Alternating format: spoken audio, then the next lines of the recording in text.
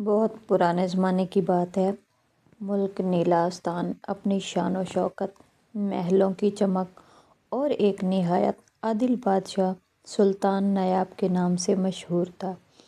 اس سلطنت میں امن بھی تھا اور انصاف بھی، لیکن اس ملک کی اصل پہچان تھی نیلگوں چاند کی رات، ایک ایسی رات جو سال میں صرف ایک بار آتی تھی اور اس رات چاند نیلا ہو جاتا تھا۔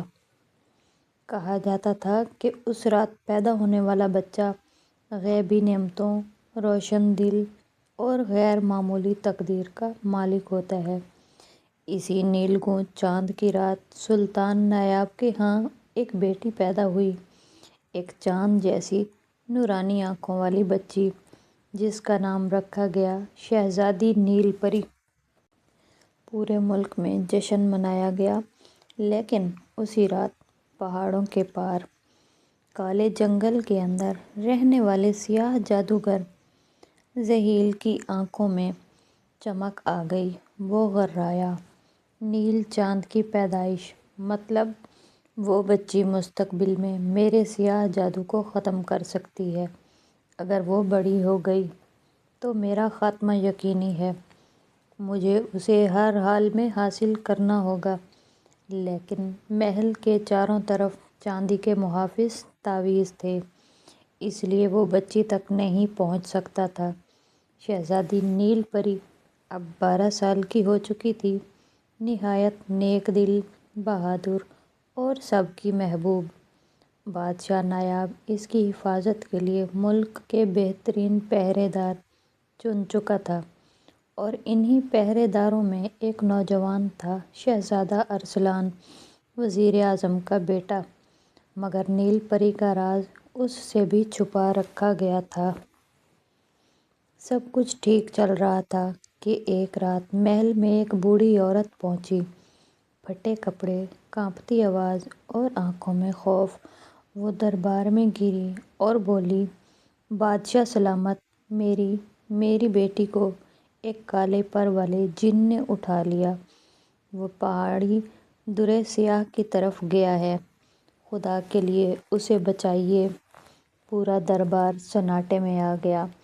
بادشاہ نایاب نے فوراً پہرے دار بھیجے، لیکن لڑکی نہ ملی، نہ جن کا کوئی نشان۔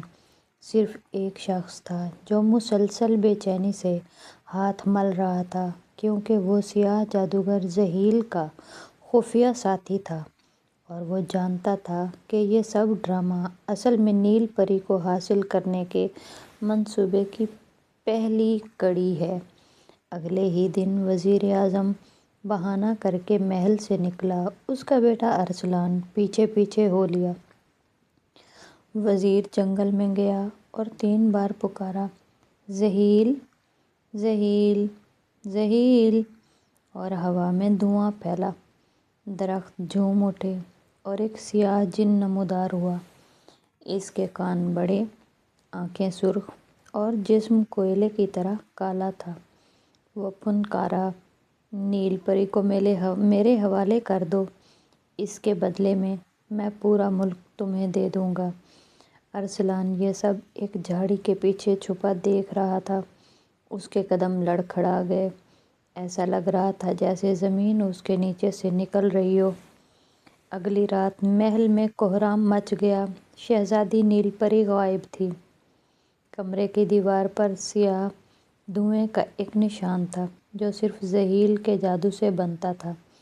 بادشاہ نایاب تڑپ اٹھا۔ ملک میں ہر طرف سوار دوڑا دیے گئے، مگر سب بیکار۔ صرف ایک دل تھا جو جانتا تھا کہ شہزادی کہاں ہے، ارسلان کا دل۔ وہ اکیلا ہی ذہیل کو روکنے نکلا۔ جنگل، دریا، پہاڑ، 3 دن کا سفر کر کے آخر کار وہ کالے پہاڑ پہنچا۔ پہاڑ کی غار میں شہزادی زنجیروں میں بندھی تھی۔ اس کے سامنے سیاہ جادوگر ایک سیاہ پتھر پر منتر پڑھ رہا تھا۔ اس نے شہزادی کو دیکھ کر غرایا، آج نیل چاند کی رات ہے، جب یہ چاند نکلا تو تمہاری طاقت میرے اندر آ جائے گی۔ ارسلان تلوار نکال کر سامنے آ گیا۔ شہزادی کو چھوڑ دو۔ زحیل ہنسا، میرے مقابلے میں تم کچھ بھی نہیں۔ زحیل نے آگ کے سانپ پیدا کیے۔ ارسلان لڑتا گیا، زخمی ہوتا گیا، مگر ہار نہیں مانا۔ شہزادی نے بھی بندھی زنجیروں کے باوجود نیل چاند کی روشنی کو محسوس کیا۔ جب چاند کی نیلی کرنیں اس پر پڑیں، زنجیریں ایک جھماکے سے ٹوٹ گئیں۔ نیل پری نے آسمان کی طرف ہاتھ اٹھایا اور اس کے ہاتھوں سے چاند کی نیلی روشنی پھوٹی۔ یہ روشنی زحیل کے سیاہ جادو پر پڑی اور وہ چیختا ہوا دھوئیں میں بدل کر ختم ہو گیا۔ ارسلان زمین پر گرا ہوا تھا۔ شہزادی اس کے پاس آئی، آنسو بہاتے ہوئے۔ چاند کی نیل روشنی ارسلان پر پڑی اور اس کے زخم ایک لمحے میں بھر گئے۔